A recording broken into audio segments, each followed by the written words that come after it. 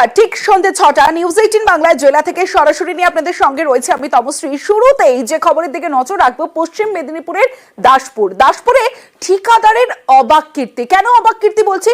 কারণ ছবিটা দেখুন, রাস্তা মেরামতিতে লাগানো হয় বোর্ড, কিন্তু সেই বোর্ড শুধু ছবি তোলার জন্য, এবং সেই ছবি তোলার পর বোর্ড খুলে পগার পা ঠিকাদার। যে ছবি আপনাদের দেখাচ্ছি দেখুন, ঠিকাদারের অবাক কীর্তি। এই যে বোর্ড, এই বোর্ড প্রথমে লাগানো হয় এবং রাস্তা মেরামতির জন্য বোর্ড লাগানো হয়, তারপর ছবি অর্থাৎ ফটো সেশন চলে, তারপরে বোর্ড খুলে নিয়ে পগার পার হয় ঠিকাদার। আর ঠিক সেই সময় দেখতে পেয়ে ঠিকাদারকে বাধা দেন গ্রামবাসীরা, ঠিকাদারকে ঘিরে বিক্ষোভ দেখান গ্রামবাসীরা।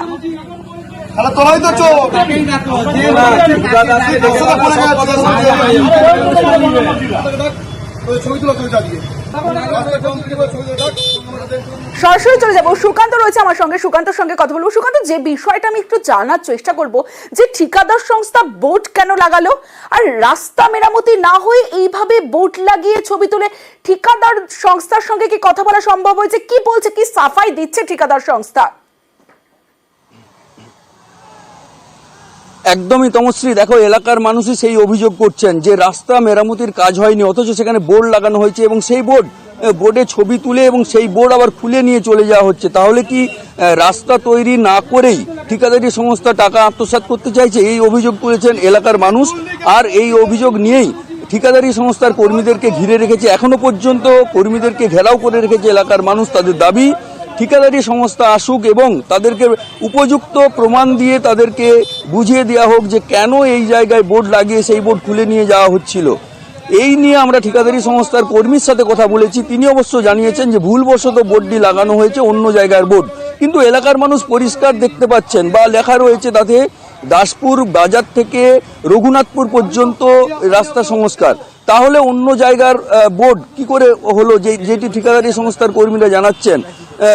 সেই অভিযোগই তুলছেন এলাকার মানুষ। তাদের দাবি যে এর মধ্যে কোনো রকম কোনো দুর্নীতি রয়েছে, আর সেই দুর্নীতির করতেই ঠিকাদারি সংস্থার কর্মীরা বোর্ড খুলে নিয়ে চলে যাচ্ছিলেন, আর সেই বোর্ড ঘিরেই এলাকার মানুষ বিক্ষোভ দেখাতে থাকেন। শুধু তাই নয়, ওই এলাকার গ্রাম পঞ্চায়েতের প্রধানও দাবি করেছেন যে ঠিকাদারি সংস্থা রাস্তা যে সংস্কার করার কথা ছিল সেই সংস্কার করছেন না, এবং তিনি বারবার ঠিকাদারি সংস্থাকে জানিয়েও কোনো কাজ হয়নি বলে দাবি করছেন এলাকার প্রধান।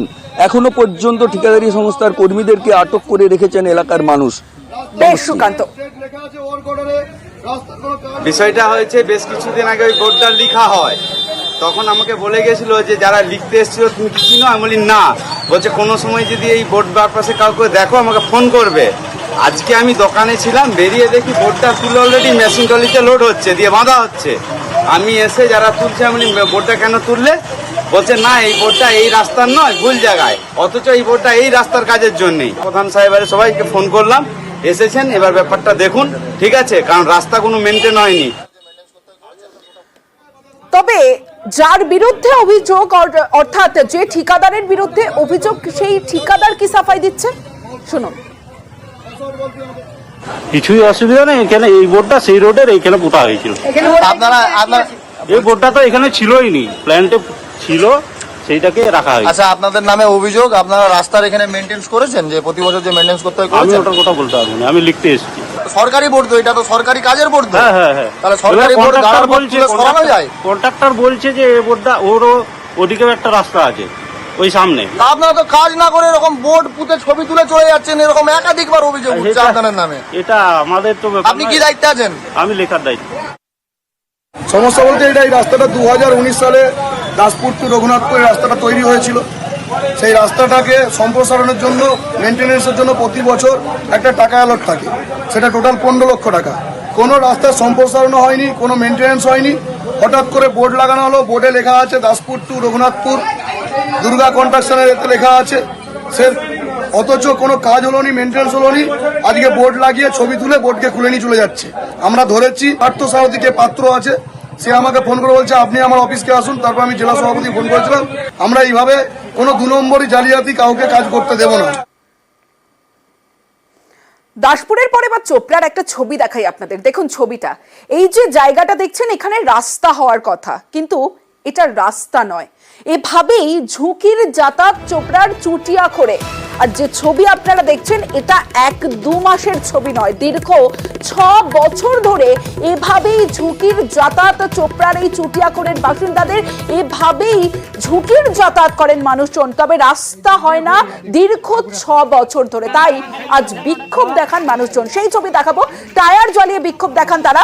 রাস্তার দাবিতে রাজ্য সড়কে টায়ার জ্বালিয়ে বিক্ষোভ স্থানীয় মানুষজনের, কারণ 1-2 বছরের সমস্যা নয়, দীর্ঘ 6 বছর ধরে এভাবেই রাস্তা তৈরি হয় না, ঝুঁকির যাতায়াত। একদিকে যে ছবি আপনারা দেখছেন ঝুঁকির যাতায়াতের ছবি, অন্যদিকে রাস্তার দাবিতে রাজ্য সড়কে টায়ার জ্বালিয়ে বিক্ষোভ দেখাচ্ছেন গ্রামবাসীরা। এখানে আমাদের রাস্তাটা ভাঙে গেছে বাবু, রাস্তাটা ভাঙার প্রায় 6 বছর হয়ে গেল। এমএলএ সাহেবকে বললাম, বলছে হবে বাবু হয়ে যাবে। তারপরে বিডিও সাহেবকে বললাম হয়ে যাবে, সভাপতিকে বললাম না, সভাপতি বলছে 12 লাখ টাকার স্কিম হয়ে গেছে, আপনার রাস্তা হয়ে যাবে। কিন্তু 6 বছরে আমরা অনেক কষ্ট করে কতবার বড়া ফেসিং করলাম, কতবার নিজে নিজে কোদাল ধরে মাটি দিলাম, কিন্তু একবারও সাকসেস হচ্ছে না, ভাঙে। এবার এমন ভাঙছে কিন্তু পারাপারটা হওয়া মুশকিল। এখন আমাদের এই গ্রামের কোনো বাচ্চা স্কুল যেতে পারছে না। 8 বাজার গেলে আমাদেরকে 2 জোড়া করে কাপড় নিয়ে আসতে হয়। 1 জোড়া এখানে ভেঙে তারপরে 1 জোড়া পরে বাজার যেতে হবে, ওইটা আবার শুকায় রেখে তারপরে বাজার থেকে আসে ওইটা ভেঙে তারপরে ওই দিকে আমাদেরকে যেতে হচ্ছে। মূল রাস্তা তো এটাই, মূল রাস্তা আমাদের এটা দাদা। কতটা সমস্যার মধ্যে এখানকার মানুষজন, স্থানীয়রা, তা তো আপনারা বুঝতেই পাচ্ছেন ছবি দেখে। কিন্তু ভিডিও মানতে নারাজ যে এই সমস্যা দীর্ঘদিনে, তবে দ্রুত সমস্যা সমাধানের আশ্বাস দিয়েছেন ভিডিও। গত বছর তো ওরা 3-4 রোড ব্লক করেছিল, ওদের ড্রেন করে দেওয়া হলো। রাস্তা ছিল তো, রাস্তা ছিল, অতিরিক্ত জলের কারণে হিউম পাইপ গুলো সরে গেছে, ওটা রিস্টোর করা হচ্ছে, 2-3 দিনের মধ্যে হয়ে যাবে। ওই এলাকার মানুষ একটু ডিস্টার্ব প্রবণ, গতবার 3-4 রোড ব্লকেজ করেছে, ওটা ওই একটা বড় ড্রেন করে দেওয়া হয়েছে, আর এটাও হয়ে যাবে। সরাসরি চলে যাব, প্রতিনিধি চঞ্চল রয়েছে আমার সঙ্গে, চঞ্চলের সঙ্গে কথা বলবো। চঞ্চল, একটা বিষয় একটু আমি পরিষ্কার হতে চাইছি, যে ভিডিও বলছেন গত বছর হয়েছিল রাস্তা, যদি গত বছরও রাস্তা হয়ে থাকে 1 বছরের মধ্যে রাস্তার এই হাল কি করে হলো? আর এখন তিনি বলছেন সমস্যার সমাধান হবে, এতদিন কি হয়েছিল, এতদিন কি করছিলেন? দেখো, এটা একটা প্রশ্ন, কিন্তু এতদিন কি করছিলেন প্রশাসনের আধিকারিকরা, এ নিয়ে কিন্তু প্রশ্ন তুলতে শুরু করেছে গ্রামবাসীরা। তবে তোমাকে জানিয়ে রাখি যে উত্তর দিনাজপুর জেলার চোপড়া ব্লকের চুটিয়াখোর গ্রাম পঞ্চায়েতের গুঞ্জনমারি যে এলাকা রয়েছে, সেই গুঞ্জনমারি এলাকার যাতায়াতের একটি মাত্র রাস্তা, এবং সেই রাস্তা প্রায় 6 বছর আগে বর্ষার সময় সেই রাস্তাটি কেটে যায় এবং কেটে নষ্ট হয়ে যায়। এরপরে কিন্তু গ্রামবাসীরা নিজেরাই সেই রাস্তাটি মেরামত করেছে, এমনটা কিন্তু গ্রামবাসীদের দাবি।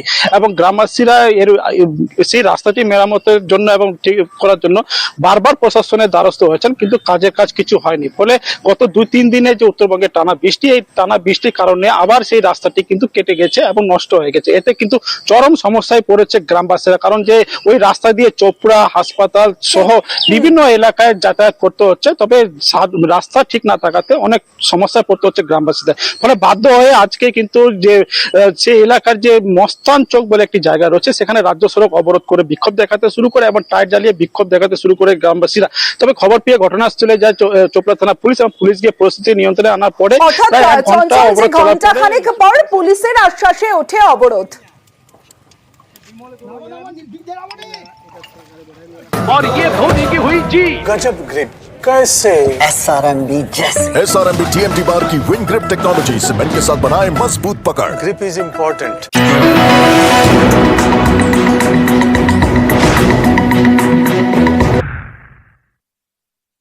জেলা থেকে সরাসরিতে এবার একটু খড়দার দিকে নজর রাখবো, কারণ আদিবাসীদের জমি দখলে কাজ করায় খোদ কাউন্সিলর। খড়দায় আদিবাসীদের জমি দখলের অভিযোগ, এবং সেই জমি দখলের অভিযোগ কাউন্সিলরের বিরুদ্ধে। জমি দখল ও প্রতারণার অভিযোগ আদিবাসীদের। সরাসরি চলে যাবো, সুবীর রয়েছে আমার সঙ্গে, সুবীরের সঙ্গে কথা বলবো। সুবীর, আদিবাসীদের ঠিক কি অভিযোগ, কিভাবে তাদের সাথে প্রতারণা করা হয়েছে, এবং যে কাউন্সিলরের বিরুদ্ধে অভিযোগ সেই কাউন্সিলরের কি সাফাই? দেখো, খড়দহ পৌরসভার 21 নম্বর ওয়ার্ড কুলিনপাড়া এলাকা, সেখানে আদিবাসীদের দুটো অভিযোগ। একটা অভিযোগ রয়েছে, সেটা হচ্ছে তাদের যে জমি, যে 100 বছর ধরে তারা যেখানে বসবাস করছেন, সেই জমির একদম মানে বেরোনোর যে জায়গা, সেই জায়গা মুখে কিন্তু যে জমি রয়েছে, সেই জমি দখল করে জবরদখল করে সেখানে পাঁচিল তোলার কাজ উদ্যোগ নিয়েছেন কাউন্সিলর স্বরাজ দাস, স্থানীয় কাউন্সিলর। এমনটাই তাদের অভিযোগ এবং তারা বারংবার বলেছেন এবং জানিয়েছেন যে এরকম যদি পাঁচিল তুললে তারা কি করে বাইরে বেরোবেন, তাও তো কিন্তু কোনো কর্ণপাত করেনি কাউন্সিলর।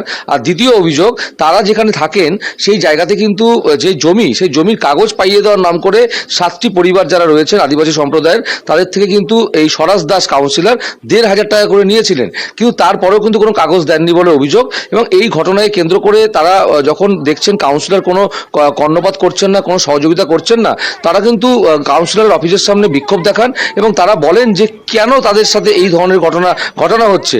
পৌরসভার পুরপ্রধান যিনি রয়েছেন নীলু সরকার, তিনি কিন্তু সরাসরি বলেছেন যে পৌরসভার সাথে কাউন্সিলর কোনো কথাবার্তা না বলেই এই ধরনের কিন্তু ঘটনা কিন্তু কাউন্সিলর করেছেন এবং এই জায়গা থেকে পৌরসভা পরিষ্কার জানিয়ে দিয়েছেন এবং কাজ বন্ধ করে দিয়েছেন, পাঁচিল তোলার কাজ। এবং পৌরসভার পুরপ্রধান বলেছেন যতক্ষণ না পর্যন্ত পৌরসভা কতভাবে কোনো সিদ্ধান্ত না নেওয়া হচ্ছে, ততক্ষণ পর্যন্ত এই ধরনের কাজ করা যাবে না। এবং আদিবাসী সম্প্রদায়ের যে সমস্ত পরিবার রয়েছেন তাদের সাথে আলাপ আলোচনা করেই সিদ্ধান্ত নেবে পৌরসভা এবং তাদের কোনো পুনর্বাসন দেওয়া যায় কিনা তা নিয়েও চিন্তা করবেন, কারণ সেই জায়গাটা কিন্তু যেহেতু পুরসভার কাজের জন্য নেওয়ার এইটুকুনি জায়গার মধ্যে যদি পার্টি মানুষ এসে যদি বলে এটা ভেঙে আমাদের বাড়ি করব, তাহলে আমরা উঠবো, বসবো কোথায়? কাউন্সিলর বলছে এখান থেকে ঘিরে দেবো, এইটুকুন জায়গা আমরা নিয়ে নেবো, ময়লা গাড়ি রাখবে। তাহলে এইখানে যদি ময়লা গাড়ি রাখে, তাহলে এখান থেকে বাচ্চা কাচ্চা খেলাধুলা বসা ওঠা কোথায় করবেন? কাউন্সিলর বলেছিল আমাদের একটা ব্যবস্থা করে দেবে, তার জন্য তাকে আমরা 1,500 টাকা করে দিয়েছি। তো সে তো কাগজ পাইনি আমরা, আর হচ্ছে সে কাগজ পাইনি বলে আমরা কোন রকম ফেসিলিটিও পাইনি। না, কিচ্ছু ভুল না, কিচ্ছু ভুল না, একদম ওনাকে আমাদের সামনে নিয়ে আসুন, এখনই দাঁড়িয়ে আমরা ওকে বলবো। আমি না, এটা আমি কোনো কিছু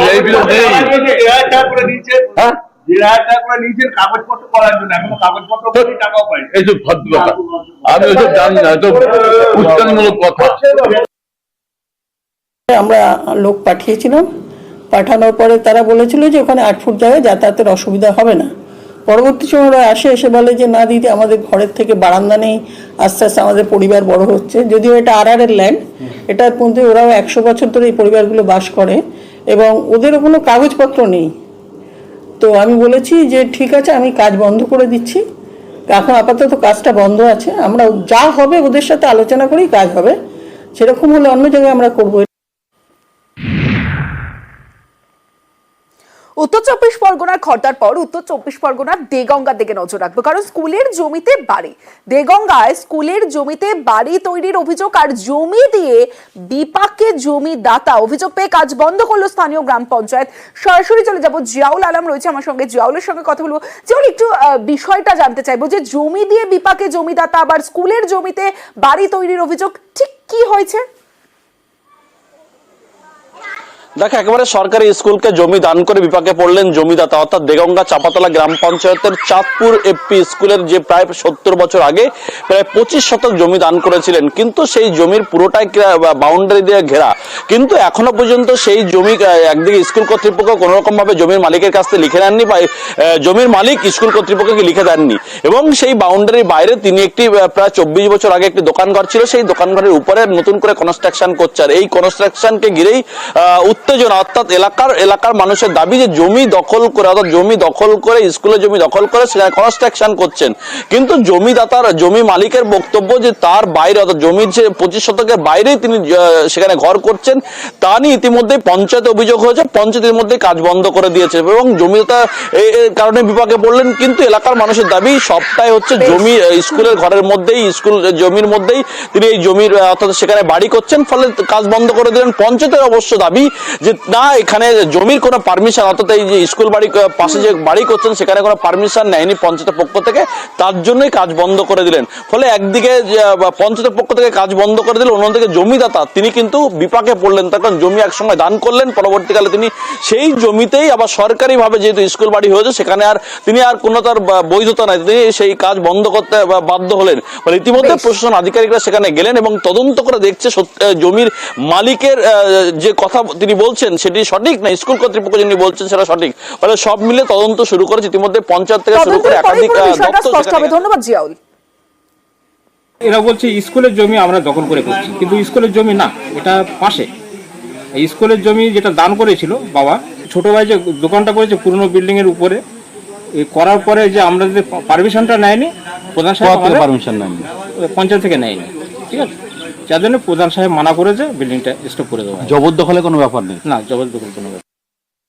বাড়িটা কি ঠিক আমরা বুঝতে পারিনি, কোন জায়গাটায় হচ্ছে, স্কুলের জায়গায় নাকি, ওর জন্য বন্ধ করে দিয়েছে। এখন স্কুলে জমি আছে কিনা সেটা দেখার জন্য আজকে এসছে। সরকারি জায়গায় কিন্তু বাড়ি করা যাবে না।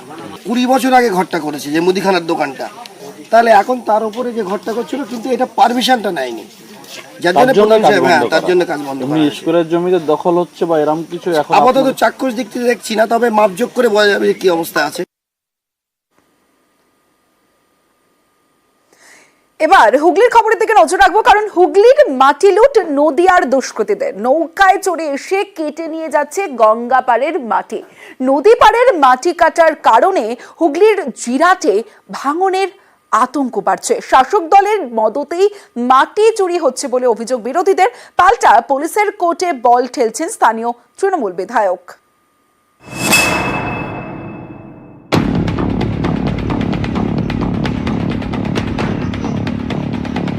হুগলির বলাগড়ের জিরাট, এখানে লুট হচ্ছে গঙ্গার মাটি। হুগলির জিরাটের গঙ্গার ওপারে নদিয়া। নৌকায় চড়ে নদিয়া থেকে হুগলিতে এসে লুট করা হচ্ছে মাটি। অভিযোগ, জিরাটের 4-5 কিলোমিটার এলাকা জুড়ে গঙ্গাপাড়ের মাটি কাটা হয়েছে।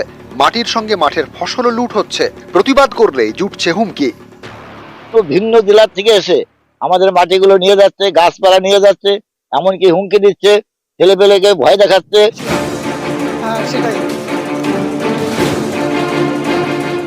স্থানীয়দের দাবি, দীর্ঘদিন ধরে নদীর পাড় থেকে মাটি কেটে নিয়ে যাওয়া হচ্ছে। এর জেরে জিরাটের গ্রামে ভাঙন আতঙ্ক বেড়েছে। এ নিয়ে পুলিশকে জানিয়েও কাজ হয়নি বলে অভিযোগ করছেন জিরাটের পঞ্চায়েত প্রধান। দীর্ঘদিন ধরে চলছে। আমি প্রধান হওয়ার পর প্রথমেই আমরা লিখিতভাবে কমপ্লেন জানাই গত ডিসেম্বর মাসে। তারপর বলাঘাট থানা স্টেপ নেয়, কিছুদিন বন্ধ থাকে। এইভাবে মাটি কাটা চলতে থাকলে ভাঙনটাকে বিপর্যয়ের জায়গায় চলে যাবে। আমরা ডিএম লেভেলে ব্যাপারটাকে দেখার জন্য বলছি। জিরাটে গঙ্গার মাটি চুরি নিয়ে সরব বিরোধীরা। তাদের দাবি, তৃণমূলের মদতেই নদিয়ার দুষ্কৃতীরা এসে হুগলির মাটি লুট করছে। তার নতুন কিছু না, এর আগেও আমরা বহুবার দেখেছি মাটি কেটে নিয়ে যাচ্ছে। আমরা সেই গাড়ি ভোর রাতে আমরা আটকেছি। তৃণমূলের মদতে এই মাটিগুলো কেটে নিয়ে যাচ্ছে। তৃণমূলের প্রধান নাকি দেখতে গেছিল, কিন্তু এরা যতই করুক সবটা আইওয়াস ওখানকার চাষিদের ভুল বোঝানোর জন্য করছে। শাসক দলের ঘনিষ্ঠ না থাকলে এই ধরনের মাটি চুরি হতে পারে না। মাটি চুরিতে মদতের অভিযোগ মানতে নারাজ স্থানীয় তৃণমূল বিধায়ক। তিনি বল ঠেলছেন পুলিশের কোর্টে। আমি তো বিধানসভা এলাকাতে 365 দিনই করে থাকি। কোনো মানুষ আমাকে যদি এসে না জানায়, আর যদি সেই মাটি কাটা হয়েই থাকে, তাহলে সেটা তো দেখার কাজ পুলিশ প্রশাসন সেটাকে বন্ধ করবে। যে কোনো রকম কোনো দুর্নীতির সঙ্গে আমি যুক্ত না, আর কোনো দুর্নীতিকে আমি প্রশ্রয়ও দিই।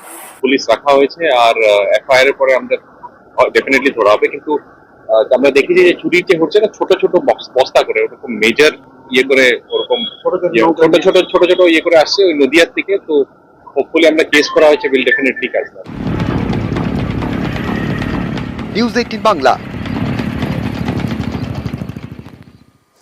এবার দেখাবো পুরুলিয়ার বেলডি ব্রিজের খবর, কারণ 1 বছর আগে বর্ষায় ধস নামে, বিভিন্ন জায়গায় ফাটল, কিন্তু 1 বছরেও সারানো হয়নি এই ব্রিজ। আর বিপজ্জনক এই বেলডি ব্রিজ দিয়েই চলছে ঝুঁকির যাতায়াত। ফের বর্ষার মুখে আতঙ্কে আরশা।